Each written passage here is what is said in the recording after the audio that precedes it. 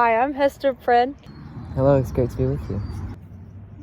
Thank you for speaking with me, Hester. Your time in Boston has been defined by controversy ever since you stood on the scaffold and received your letter marked A on your chest.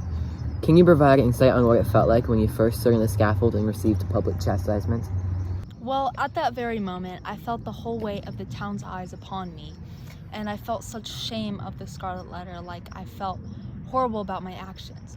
But eventually, I chose to accept it because it was a part of my life that would be with me forever. And I chose, instead to be hateful upon it, to actually just accept it as a part of my life. All right. Immediately after you received the scarlet letter on your chest, you chose not to reveal the identity of he who which you committed your affair with. Do you think that was an appropriate decision to make? Do you regret it? And do you think it was right to expand the scope of your sin rather than attempt to lessen it? Let me help you put it into my perspective. In that moment on the scaffold, I felt like such an outcast to society, and that's a feeling I want nobody else to feel. And the decision to keep Dimmesdale's identity a secret was a great choice to make in that moment, because it would have ruined his reputation and he would have been treated the same way I would have been treated. And though it did affect his health in many ways, I do not regret that decision. All right, well, I do understand your perspective. You do see how the decision to let his sin linger only made the matter worse, right? You could have just revealed his identity and made the situation end with the sin being settled in the eyes of the public. So don't you wish you could have gone back and ended it there? Well, I do disagree with the premise that you just proposed.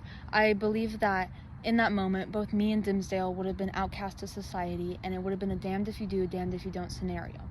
Both of us would have experienced such torment, and the matter would have not been settled if I did reveal his name. Okay, I do deeply apologize for the relocation, but I'm sure I understand Providence only has so much in store for us, and we have to make do with what we have. I do appreciate your honesty, and filming out in nature can have its flaws. In receiving your scarlet letter, you also had a daughter as a consequence. I'm sure that raising your daughter was an experience that none of us are quite able to understand, given this scarlet letter permanently embroidered on your chest. Can you please provide insight on how raising a child was a little bit different, given the sin which you permanently bear? Well, you are correct in the way that having Pearl while also bearing the scarlet letter did have its flaws, but overall, it had so many benefits. Pearl is truly the light of my life, and she showed me that there is kindness and compassion in the world past the rigidity of the townspeople. And it was difficult for me to bear that sin and to have the rumor spread of Pearl being a product of sin being put upon me and being put upon Pearl.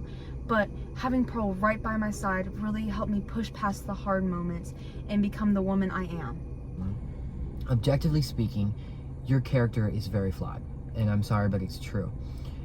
In hindsight, do you believe it was best for you to raise Pearl, given the gravity of your sins and how important it is to have a good mother figure to raise a child? We know that many people were advocating for Pearl to be taken away from you, and just narrowly, you kept her. In hindsight, do you believe it was best to raise Pearl? Well, sir, I do believe that question is hurtful and frankly unprofessional. Everybody carries sin.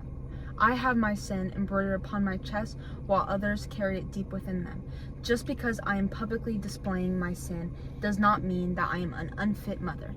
And people viewed my daughter as a product of sin, and for anybody else that would care for my daughter would not be as fit as I am.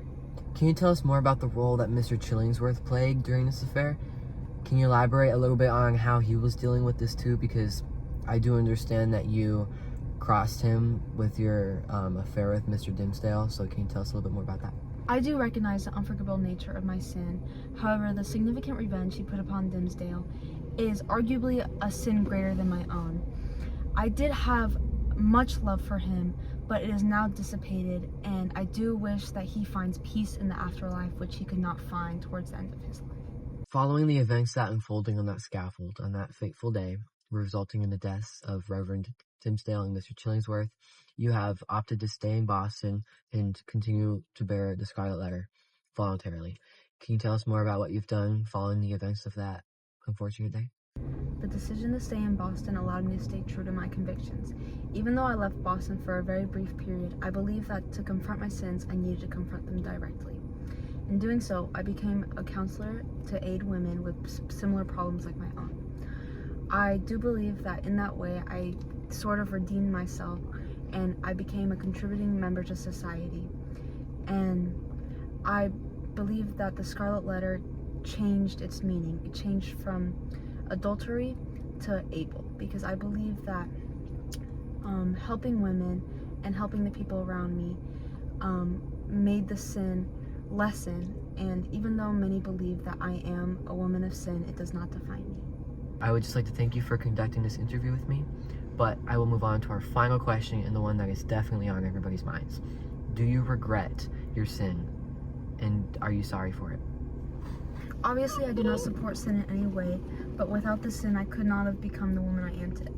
I have grown so much since that woman on the scaffold, and I do believe that I have gained a sort of moral clarity, and I have a supporting role, and I want to thank you for this interview. You have really opened my insight, and I appreciate your questions and your respectability towards me. Thank you, that works.